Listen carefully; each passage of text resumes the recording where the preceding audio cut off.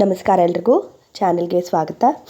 ಸ್ನೇಹಿತರೆ, ನಾಳೆ ನಾವು ಆರಿದ್ರ ನಕ್ಷತ್ರದಲ್ಲಿ ಏಕಾದಶಿಯನ್ನು ಆಚರಣೆ ಮಾಡ್ತಿದ್ದೀವಿ.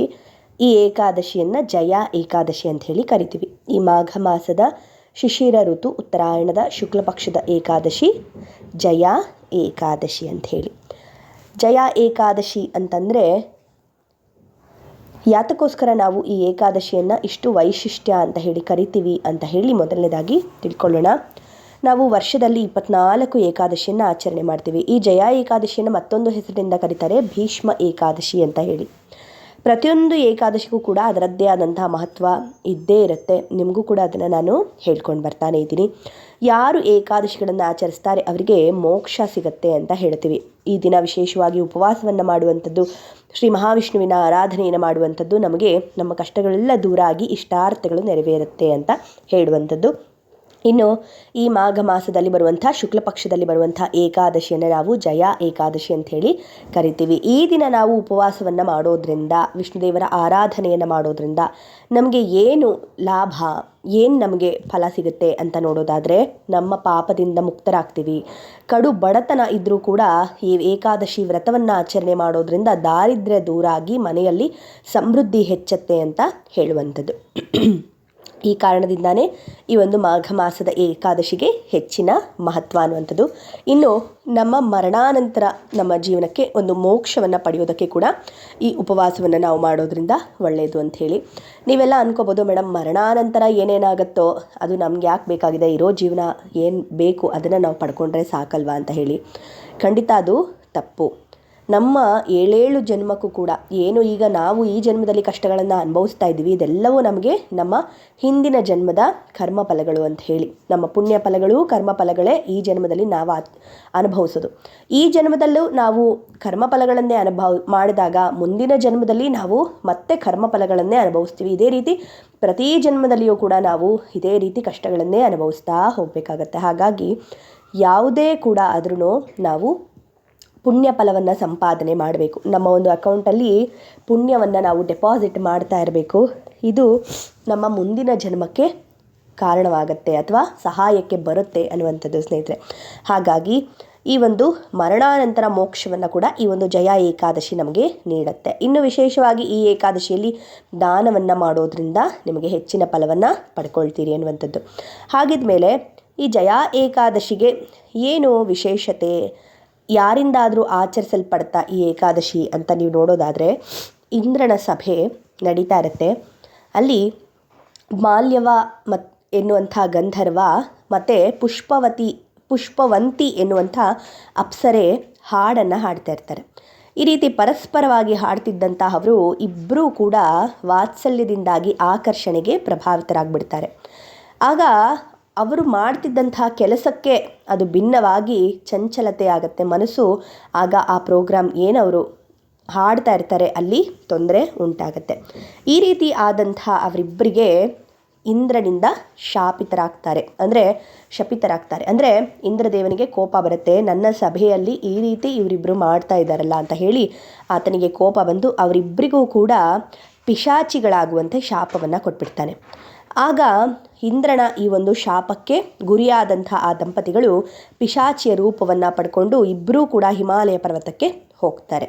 ಆಗ ಅವರು ಬಹಳ ನೊಂದುಕೊಳ್ತಾ ಇರ್ತಾರೆ. ನಮಗೆ ಈ ರೀತಿ ಗತಿ ಬಂತಲ್ಲ, ನಾವು ಮಾಡಿದ್ದ ತಪ್ಪಾದರೂ ಏನು, ನಾವು ಈ ರೀತಿ ಅನುಭವಿಸ್ಬೇಕಾಯ್ತಲ್ಲ ಅಂತ ಹೇಳಿ ಪಶ್ಚಾತ್ತಾಪವನ್ನು ಪಡ್ತಾ ಇದ್ದಾಗ ಮಹಾವಿಷ್ಣುವನ್ನು ಸ್ಮರಣೆಯನ್ನು ಮಾಡ್ತಾರೆ, ಆತನನ್ನು ಪೂಜೆಯನ್ನು ಮಾಡ್ತಾರೆ. ಅವರಿಗೆ ಆ ದಿನ ಜಯ ಏಕಾದಶಿ ಅನ್ನುವಂಥದ್ದು ಗೊತ್ತಿರೋದಿಲ್ಲ. ಶ್ರದ್ಧೆಯಿಂದ ಉಪವಾಸವನ್ನು ಆಚರಣೆ ಮಾಡಿ ನಿಯಮಗಳನ್ನು ಪಾಲಿಸಿ ಮಹಾವಿಷ್ಣುವನ್ನು ಪೂಜೆಯನ್ನು ಮಾಡ್ತಾ ಇರ್ತಾರೆ. ಆಗ ಮಹಾವಿಷ್ಣುವಿನ ಆಶೀರ್ವಾದದಿಂದ ಅವರಿಗೆ ಆ ಒಂದು ಪಿಶಾಚಿಯ ಶಾಪ ಏನು ಇಂದ್ರ ಕೊಟ್ಟಿದ್ರು ಆ ಪಿಶಾಚಿಯ ರೂಪ ಹೋಗಿ ನಿಜ ರೂಪ ಪಡ್ಕೊಳ್ತಾರೆ. ತದನಂತರ ಅವರು ಮೋಕ್ಷವನ್ನು ಪಡ್ಕೊಳ್ತಾರೆ ಅನ್ನುವಂಥದ್ದು. ಹಾಗಾಗಿ ಈ ಜಯ ಏಕಾದಶಿಯನ್ನು ನಾವು ಆಚರಣೆ ಮಾಡೋದ್ರಿಂದ ನಮ್ಮ ಜೀವನದಲ್ಲೂ ಕೂಡ ಯಾವುದಾದ್ರೂ ಶಾಪಕ್ಕೆ ನಾವು ಗುರಿಯಾಗಿದ್ದರೆ, ಯಾರದಾದ್ರೂ ಶಾಪಕ್ಕೆ ನಾವು ಗುರಿಯಾಗಿದ್ದರೆ ಆ ಶಾಪ ವಿಮೋಚನೆಯಾಗಿ ನಮಗೆ ಸುಖ ಪ್ರಾಪ್ತಿಯಾಗತ್ತೆ ಅನ್ನುವಂಥದ್ದು ವೈಶಿಷ್ಟ್ಯ ಈ ಒಂದು ಜಯ ಏಕಾದಶಿಯದು ಅಂಥೇಳಿ. ಸೊ ನಾಳೆ ವಿಶೇಷವಾಗಿ ಪ್ರಾತಃ ಕಾಲದಲ್ಲಿ ಎದ್ದು ಸ್ನಾನ ಹಿನಕಗಳನ್ನೆಲ್ಲ ಮುಗಿಸ್ಕೊಳ್ಳಿ. ನಾಳೆ ಯಾವುದೇ ಕಾರಣಕ್ಕೂ ಅನ್ನವನ್ನು ಊಟ ಮಾಡಬಾರ್ದು ಅಂತ ಹೇಳಿ, ಅನ್ನವನ್ನು ಸೇವಿಸಬಾರ್ದು. ನಿರ್ಜಲ ಉಪವಾಸವನ್ನು ಮಾಡೋದ್ರಿಂದ ಪೂರ್ಣ ಫಲ ಪಡ್ಕೊಳ್ತೀರಿ. ಆದರೂ ಕೂಡ ಆರೋಗ್ಯದ ಸಮಸ್ಯೆ ಇರುವಂಥವ್ರು ಯೋಚನೆ ಮಾಡಬೇಡಿ, ನೀರನ್ನು ಕುಡಿಬಹುದು, ಆದರೆ ಅನ್ನವನ್ನು ತಿನ್ನಬೇಡಿ. ಅಥವಾ ನಮಗೆ ಉಪವಾಸ ಮಾಡಲಿಕ್ಕೆ ಆಗೋಲ್ಲ ಮೇಡಮ್, ಏನು ಮಾಡ್ಬೋದು ಅಂದರೆ ಹಾಲು ಹಣ್ಣನ್ನು ತೆಗೆದುಕೊಳ್ಬಹುದು.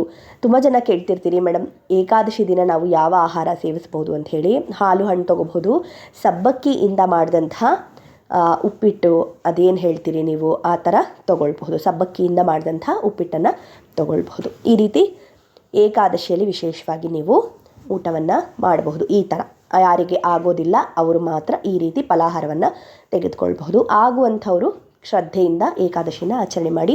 ನಾಡಿದ್ದು ಪಾರಣೆ ಇರುತ್ತೆ. ಸೊ ಪಾರಣೆ ಸೂರ್ಯ ಉದಯವಾದ ನಂತರ ನೀವು ಪಾರಣೆಯನ್ನು ಮಾಡ್ಕೊಳ್ಬಹುದು. ತೀರ್ಥವನ್ನು ತೆಗೆದುಕೊಂಡು ತದನಂತರ ನೀವು ಪಾರಣೆಯನ್ನು ಮಾಡಬಹುದು. ಅಡುಗೆ ನೈವೇದ್ಯ ಮಾಡಿ ಭಗವಂತನಿಗೆ ನೀವು ಕೂಡ ಸೇವನೆಯನ್ನು ಮಾಡಬಹುದು. ಈ ರೀತಿ ನೀವು ಏಕಾದಶಿಯನ್ನು ಆಚರಣೆಯನ್ನು ಮಾಡಬೇಕು ನಾಳೆ.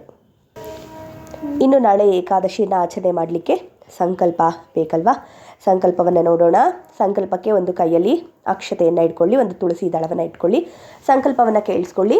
ಆ ಒಂದು ನೀರನ್ನು ಬಿಟ್ಕೊಂಡು ಕೆಳಗಡೆ ತಟ್ಟೆಗೆ ಬಿಟ್ಬಿಟ್ಟು ಸಂಕಲ್ಪವನ್ನು ಮಾಡಿಕೊಳ್ಳಿ. ಈ ದಿನ ನಾನು ಉಪವಾಸದಿಂದ ನಿಮ್ಮ ಆರಾಧನೆಯನ್ನು ಮಾಡ್ತೇನೆ, ನಾನು ಈ ರೀತಿಯಾಗಿ ಉಪವಾಸವನ್ನು ಮಾಡ್ತೇನೆ, ನನಗೆ ಇಂಥ ಕಷ್ಟ ಇದೆ, ನೀವು ಅದನ್ನು ದೂರ ಮಾಡಿ ಅಂತ ಹೇಳಿ ಭಗವಂತನನ್ನು ಕೇಳ್ಕೊಳ್ಳಿ ಸ್ನೇಹಿತರೆ. ಶುಭೇ ಶೋಭನೆ ಮುಹೂರ್ತೆ ಆದ್ಯ ಬ್ರಹ್ಮಣಃ ದ್ವಿತೀಯ ಪ್ರಾರ್ಧೆ ಶ್ವೇತವರಾಹ ಕಲ್ಪೆ ವೈವಸ್ವತ ಮನ್ವಂತರೆ ಕಲಿಯುಗೆ ಪ್ರಥಮ ಪಾದೆ ಜಂಬೂದ್ವೀಪೆ ಭಾರತವರ್ಷೆ ಭರತಖಂಡೇ ದಂಡಕಾರಣ್ಯೆ ಗೋದಾವರ್ಯಾಃ ದಕ್ಷಿಣೆ ತೀರೆ ಶಾಲಿವಾನಶಕೆ ಬೌದ್ಧಾವತಾರೆ ರಾಮಕ್ಷೇತ್ರೆ ಅಸ್ಮಿನ್ ವರ್ತಮಾನೆ ವ್ಯಾವಹಾರಿಕೆ ಚಾಂದ್ರಮಾನೇನ ಪ್ರಭವಾದಿ ಷಷ್ಠಿ ಸಂವತ್ಸರಾಣಾಂ ಮಧ್ಯೆ ಶ್ರೀಮತ್ ಶೋಭಾಕೃತನಾಮ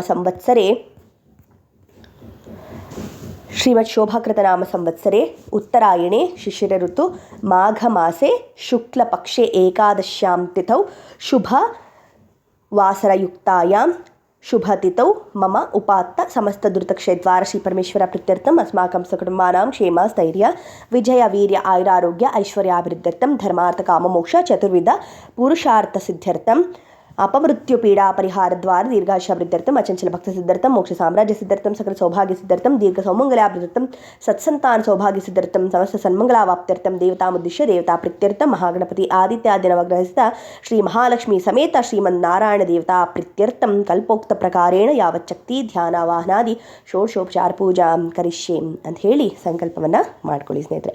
ಇನ್ನು ನಾಳೆ ವಿಶೇಷವಾಗಿ ನೀವು ಪಾರಾಯಣ ಮಾಡಲಿಕ್ಕೆ ಒಂದು ಶ್ಲೋಕವನ್ನು ಹೇಳ್ಕೊಡ್ತೀನಿ. ಇದು ವಿಷ್ಣು ಸಹಸ್ರನಾಮದಲ್ಲಿ ಬರುವಂಥ ಒಂದು ಶ್ಲೋಕ.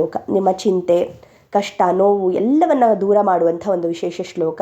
ಈ ಶ್ಲೋಕವನ್ನು ನಾಳೆ ನೀವು ಸಾಧ್ಯವಾದರೆ 108 ಬಾರಿ ಪಾರಾಯಣ ಮಾಡುವಂಥದ್ದು ತುಂಬಾ ವೈಶಿಷ್ಟ್ಯ. ಇಲ್ಲ 11 ಬಾರಿ 21 ಬಾರಿ ಅಥವಾ 48 ಬಾರಿ ಪಾರಾಯಣವನ್ನು ಮಾಡಿರಿ. ಈ ಶ್ಲೋಕವನ್ನು ಡಿಸ್ಕ್ರಿಪ್ಷನಲ್ಲಿ ಕೊಟ್ಟಿರ್ತೀನಿ, ತಾವು ಚೆಕ್ ಮಾಡಿ ಶ್ಲೋಕ ಪಾರಾಯಣವನ್ನು ಮಾಡಿ ಸ್ನೇಹಿತರೆ.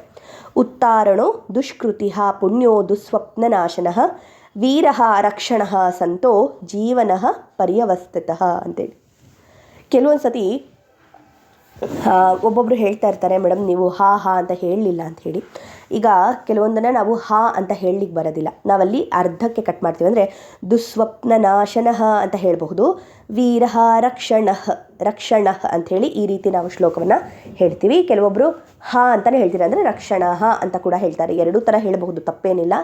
ಖಂಡಿತವಾಗ್ಲೂ ತಾವು ಒಂದೊಂದು ಸತಿ ಏನಂತಾರೆ ತಪ್ಪು ತಿಳ್ಕೊಳ್ಬೇಡಿ, ಮೇಡಮ್ ಈ ಥರ ಹೇಳಿಬಿಟ್ರು, ಮಾತ್ರ ಹೇಳಿಬಿಟ್ರು, ತಪ್ಪು ಹೇಳಿಬಿಟ್ರು ಅಂಥೇಳಿ ನೀವು ಈ ಥರನೂ ಹೇಳ್ಬೋದು, ರಕ್ಷಣ ಅಂತಲೂ ಹೇಳಬಹುದು. ಉತ್ಥಾರಣೋ ದುಷ್ಕೃತಿಃ ಪುಣ್ಯೋ ದುಸ್ವಪ್ನನಾಶನಃ ವೀರಃ ರಕ್ಷಣಃ ಸಂತೋ ಜೀವನಃ ಪರ್ಯವಸ್ಥಿತಃ ಅಂಥೇಳಿ ಈ ರೀತಿಯೂ ಹೇಳಬಹುದು. ಸೊ ಈ ಶ್ಲೋಕವನ್ನು ನಾಳೆ ತಪ್ಪದೆ ಪಾರಾಯಣವನ್ನು ಮಾಡಿ ಸ್ನೇಹಿತರೆ, ತಪ್ಪದೆ ಪಾರಾಯಣವನ್ನು ಮಾಡಿ ನಿಮ್ಮ ಕಷ್ಟಗಳನ್ನೆಲ್ಲ ದೂರ ಮಾಡಿಕೊಳ್ಳಿ ಅಂತ ಹೇಳ್ತಾ ಭಗವಂತನ ಅನುಗ್ರಹ ನಿಮ್ಮೆಲ್ಲರಿಗೂ ಕೂಡ ಸಿಕ್ಕಲಿ ಅಂತ ಆಶಿಸ್ತಾ ನಮಸ್ಕಾರ. ಮುಂದಿನ ವಿಡಿಯೋದಲ್ಲಿ ಮತ್ತೆ ಸಿಗ್ತೀನಿ ಸ್ನೇಹಿತರೆ. ಪೂಜ್ಯಾಯ ರಾಘವೇಂದ್ರಾಯ ಓಂ ಶ್ರೀ ಸಾಯಿ ಬೃಂದಾವನ ಜ್ಯೋತಿಷ್ಯಂ. ಮಂತ್ರಾಲಯದಲ್ಲಿ ತಮ್ಮ ತಪೋಶಕ್ತಿಯಿಂದ ವಾಕ್ಯ ಸಿದ್ಧಿ ಮಂತ್ರ ಸಿದ್ಧಿ ಪಡೆದಿರುವ ಪಂಡಿತ್ ಶ್ರೀ ಶಂಕರ್ ರಾವ್ ತಾಂತ್ರಿಕ ಜ್ಯೋತಿಷ್ಯರು, ಶ್ರೀ ಸಾಯಿಬಾಬಾ ಹಾಗೂ ರಾಘವೇಂದ್ರ ಸ್ವಾಮಿಯ ಆರಾಧಕರು. ನಿಮ್ಮ ಸಮಸ್ಯೆಗಳ ಪರಿಹಾರಕ್ಕೆ ಇಲ್ಲಿದೆ ದಿವ್ಯ ಮಾರ್ಗ. ಡಿವೋರ್ಸ್ ಪ್ರಾಬ್ಲಮ್, ಅನಾರೋಗ್ಯ, ಪ್ರೇಮ ವಿಚಾರ, ಸಂತಾನ, ಸಾಲಬಾಧೆ, ಕೋರ್ಟ್ ಕೇಸ್, ವ್ಯಾಪಾರ, ಮಾಟ ಮಂತ್ರ ತಡೆ, ಶತ್ರುಕಾಟ, ಕೌಟುಂಬಿಕ ಕಲಹ, ಇನ್ನೂ ನಿಮ್ಮ ನಿಗೂಢ ಗುಪ್ತ ಸಮಸ್ಯೆಗಳಿಗೆ ಶ್ರೀ ರಾಘವೇಂದ್ರ ಸ್ವಾಮಿಯ ಮೂಲ ಬೃಂದಾವನ ರಹಸ್ಯ ಬಲಿಷ್ಠ ಪೂಜಾ ಶಕ್ತಿಯಿಂದ ಕೆಲವೇ ದಿನಗಳಲ್ಲಿ ಶಾಶ್ವತ ಪರಿಹಾರ ಶತಸಿದ್ಧ. ವಿಶೇಷ ಸೂಚನೆ: ಅಲ್ಲಿ ಇಲ್ಲಿ ಕೇಳಿ ಎಲ್ಲೂ ಪರಿಹಾರವಾಗದ ನಿಮ್ಮ ಸರ್ವ ಸಮಸ್ಯೆಗಳಿಗೆ ಇಲ್ಲಿದೆ ದಿವ್ಯ ಮಾರ್ಗ. ನಂಬಿಕೆಟ್ಟವರಿಲ್ಲವೋ ಈ ರಾಯರ. ನೀವು ಬಯಸುವ ನೆಮ್ಮದಿಯ ಜೀವನಕ್ಕಾಗಿ ಒಮ್ಮೆ ಸಂಪರ್ಕಿಸಿ. ಮನೆ ವಿಳಾಸ: ಓಂ ಶ್ರೀ ಸಾಯಿ ಬೃಂದಾವನ ಜ್ಯೋತಿಷ್ಯಂ, ಪಂಡಿತ್ ಶ್ರೀ ಶಂಕರ್ ರಾವ್, ತಾಂತ್ರಿಕ ಜ್ಯೋತಿಷ್ಯರು. ನಂಬರ್ 575, 8ನೇ ಮುಖ್ಯ ರಸ್ತೆ, ಶ್ರೀ ಗಣಪತಿ ದೇವಸ್ಥಾನದ ಪಕ್ಕ, water tank, Vijayanagara, Bengaluru. Mobile ಸಂಖ್ಯೆ 9844164416.